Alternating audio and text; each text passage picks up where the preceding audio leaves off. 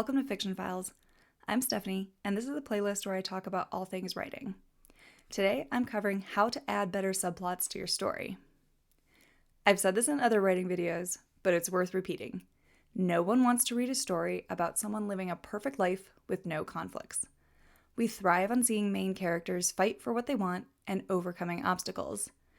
And one fun, easy way to throw some conflict in your main character's path is with subplots.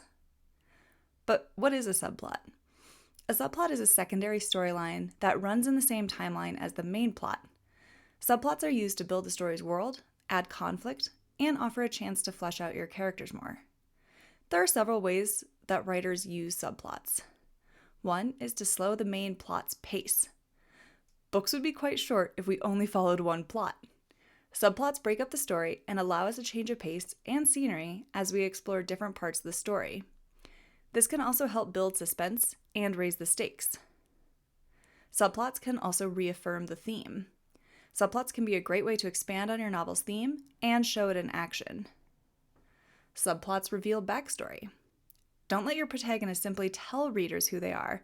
Let a subplot show them. This use can also help us better understand the protagonist's internal and external conflicts. Subplots reveal information. They can be great ways to introduce information to the protagonist without info dumps or the protagonist magically divining this information on their own. Depending on the point of view of the story, the protagonist might not even be privy to this info, just the readers, which can up the tension even more as they wait for the main character to catch up. Subplots can show training.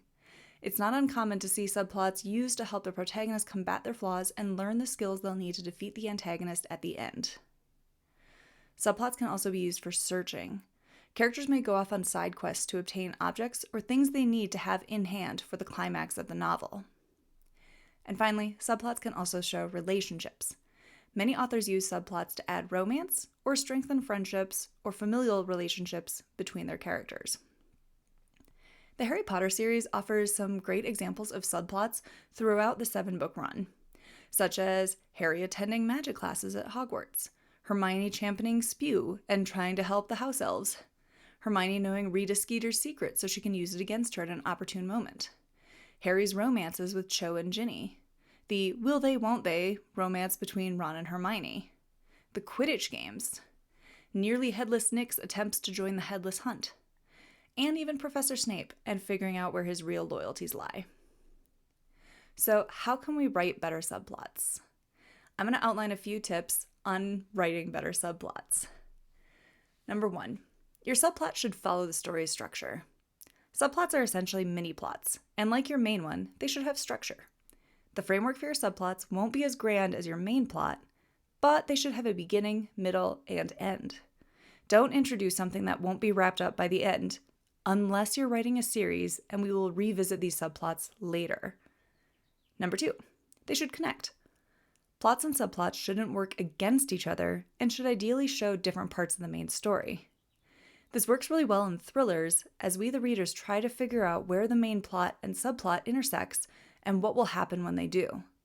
Subplots should have an impact on the main plot and not just exist because the author needed to pad out their word count, so they sent their protagonist on a journey for no real reason. Number 3, switch up the point of view. By writing in second or third person, you can easily get away with sharing vital information with readers without giving away the plot to the protagonist. If you're writing in first person, switch up a chapter here or there that gives us insight into what the antagonist is doing or what's happening outside the main character's point of view. Number 4, they can be used as red herrings. Another popular use in thriller books, but you can use subplots to draw attention to your red herrings and divert attention away from the real villain and what they're doing. Finally, number 5, don't steal the limelight. Subplots shouldn't steal attention from the main plot nor overshadow it.